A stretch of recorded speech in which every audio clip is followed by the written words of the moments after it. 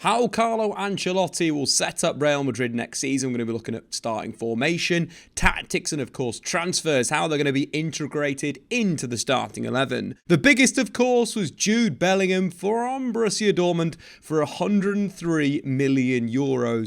One of the best young midfielders on the planet has moved to Los Blancos. In terms of Jude Bellingham, he could easily slot into the traditional Real Madrid 4-3-3, being in the midfield of maybe Luka Modric, Tchouaméni and Bellingham, or alternatively Toni Kroos anchoring the midfield, having a little bit more attacking impetus with another signing in terms of end of loan, Diaz coming back from AC Milan. Real Madrid could stick with a 4-3-3. Two very energetic central midfielders, Valverde and Bellingham, being aggressive in the inside channels but also pressing the ball, allowing, of course, cruise control Toni Kroos to distribute the ball to the flanks, keeping it nice and short and really controlling the tempo. That is kind of a model that we've seen Real Madrid have for a number of years now. Of course, the loss of Karim Benzema is going to be a big one, but the likes of Vinicius Jr. and Rodrigo have massively excelled over the last 12 months, which has led to a point where they've got the numbers 11 and number 7 for this season. The other idea with Real Madrid, and Carlo Ancelotti's been talking in the press, talking about playing 4 midfielders. This kind of works, but we're going to have to build the side up and have a look at how it might work. So in terms of kind of Real Madrid going forward, you'd expect maybe Luka Modric to be in the midfield with a Tchouaméni, Camavinga deputising at left fullback. But Real Madrid very much could sit up in a 4-4-2 structure with basically 4 central midfielders. 2 of them operating in the wide areas. Jude Bellingham on the left wing, of course, has massive experience all over the pitch, attacking midfield, left wing, right wing, central midfield, number 6. He's got a very completeness about his game at such a young age. And I think having him in those positions at the start for his own ball carrying and his ability to beat the challenges could be a good outlet for Real. Of course, we've seen Valverde excel on this right wing. The energy provides a defensive solidity. It used to be allowing Benzema and Vinicius Jr. to sit on the counter-attack. Now it would be Rodrigo and Vinicius Jr. Rodrigo's a really interesting one. Benzema was injured for a bit of last season, and he kind of really stepped up Rodrigo with goals and assists in this number 9 or false 9 position. So we could see that going forward. But I think this midfield quartet would operate a little bit like the Atletico Madrid midfield in the sense of the traditional Atletico, where they were 4-4-2, the wide players would operate as interiors and the fullbacks would provide the width in the final third. Which does lead us on to the next kind of point. Obviously, Camavinga is deputised at left back. He played there for Real Madrid last season, operating in a very much an inverted role. Consequently, Vinicius would hold the wing. Camavinga would move inside and basically get into central midfield. Although Real Madrid have gone out and actually bought a youth player back from Rayo Vallecano in Fran Garcia. What actually we could see Real Madrid do is play Camavinga in more of a traditional central midfield position and have someone like Fran Garcia operating more as a wing back that's going to get wide in the final third and put the ball in the box. In terms of the chance creation numbers at Rayo Vallecano, it was very impressive for playing for that team. That would allow Carval to provide the width on the right, Fran on the left hand side, Real Madrid building with either a back 3 and a number 6, or 2 number 6s and 2 centre backs, or alternatively having that ability to drop Valverde or someone like a Jude Bellingham to get on the ball in the deep areas. But I think the fluidity playing this kind of 4-man midfield, let's say, would allow Real to really control games of football. You think about the real quality that they've got on the ball. You mentioned the 2 young guys, Camavinga and Tchouaméni, but they could easily play, Toni Kroos with a Tchouaméni, or Modric with a Tchouaméni, or Modric with a Valverde, that would give Real Madrid that classic control. Alternatively, we could see Luka Modric, in fact, playing in a slightly higher position. Of course, we've seen him do that for Real Madrid. Think that kind of the classic 4-3-3, Benzema, Ronaldo, Bale. Modric spent quite a lot of time playing as a Matt Zala on the right-hand side as a right central midfielder, so he is very comfortable in these positions. Alternatively, what we could see with Real Madrid is actually them switch to a diamond, and I also quite like this idea. It suits the team in a sense of Tchouaméni holding, or maybe a Toni Kroos holding in that position, getting Camavinga, or a Tchouaméni to operate there, and Jude Bellingham operating as the number 10. Carlo Ancelotti recently spoke about Jude Bellingham, how he wants to use him in this number 10 position, and this would allow Rodrigo and Vinicius to play slightly wider, knowing that they've got the ball carrying ability of Bellingham that can bustle his way through the middle. The width can be held from fullback. The 4-4-2 diamond makes a lot of sense. And talking Jude Bellingham, his qualities and his improvements over the years, talking about a a player that's only 20 years old, has been pretty outstanding. I think there's still room for growth in his game. I think especially maybe on the ball, picking off, the likes of Kroos and Modric, how they control games. I think that's part of the game that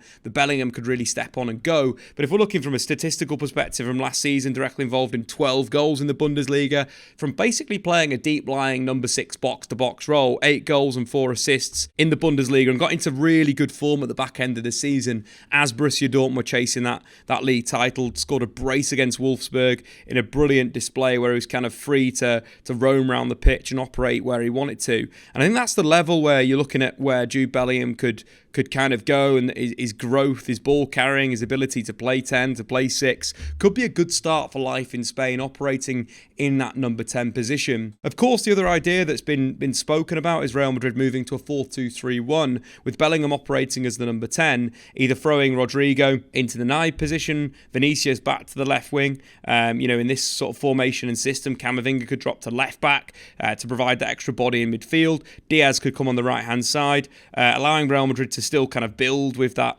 inverted 3-man midfield shape, still having a back 3 and then having 2 wide players, Diaz and Vinicius, Rodrigo operating as a false 9 and Bellingham again operating as a kind of a goal-scoring second striker, giving real energy to the Real Madrid forward line. That would be a really good variation for Real. It would allow them to dominate the ball in different areas. It would create a diamond again in this midfield zone, allowing Real to really control the game of football. And you're also thinking the likes of Modric could be thrown into this team, Valverde maybe out wide, as we've seen him done time and time again, allowing them to really stretch the opposition. Potentially you could look at playing a back 3 in a sense of bringing David Alaba back in, Militao operating as the right back, and then creating that 3-diamond 3 structure that we see time and time again in European football. But I think one of the interesting things about Real Madrid is their recruitment of other players in this window that have arguably gone under the radar. We've already spoken about Fran Garcia, and I think his impact is going to be really good for Real Madrid, operating as this kind of, more of a traditional wing-back on the left-hand side. But other players that have massively come in and been surprising in terms of the recruitment, the big one, Arda Güler from Fenerbahce. This guy is absolutely brilliant. One of the best young players I've ever seen. 18 years old. Created last season 4 chances per game in the Turkish Super League, which was the most of any player. His qualities are absolutely ridiculous. The way that he holds the ball, the way that he operates. At the moment, you'd say potentially playing him starting in a higher position, operating on the right wing. There's his dribbling style is reminiscent of Lionel Messi. His ability to beat a man is pretty outstanding. But he's got other qualities. His passing, his moving. I've seen him playing in central midfield for Fenerbahce and run the show. I've seen him play in the wide areas for Fenerbahce and run the show. And he's a player that has got so much potential, potentially could go and replace Luka Modric in the long term. He is a playmaker. He does get on the ball. He moves it well. He makes good decisions. At a young age is absolutely outstanding. One of the games that he excelled in at the back of the season. For Fenerbahce, again, operating on the right-hand side in a 4-4-2, the shape we could see Real Madrid play next season, but very much operating on the right-hand side. An assist, created 8 chances in this game, 3 big chances, 3 shots, 4 out of his 6 dribbles completed and won 2 of his 3 tackles. Got a little bit of aggression about him, but the talent is absolutely massive. All types of passing, all types of ability. And potentially we could see, Güler come into the side in a maybe 4-4-2 shape. We could see him operate on the right-hand side, Bellingham on the left, and having that kind of 4-4-2 Vinicius Rodrigo. Of course, it would look slightly different in possession. You could see Vinicius kind of pull out wide. You could see Arda moving to the wide area and maybe Bellingham slightly tucking in to make the more traditional Real Madrid shape, with Toni Kroos operating as the kind of the single pivot in there, with Valverde operating that box-to-box nature. We could very much see that, going through and dominating the opposition in La Liga, in the Champions League. But I think the thing with Real Madrid, they've just bought so many good, young, talented players. They basically got 4 of the best young central midfielders on the planet. Camavinga, Tchouaméni, Bellingham, Arda Güler. You're looking at Valverde, who's still just 24 years old. The future for Real Madrid is very, very bright. And when you throw in the likes of Fresneda, potentially, from Real Madrid, who's been linked with Borussia Dortmund and Arsenal, who could be signed for around 70 million euros.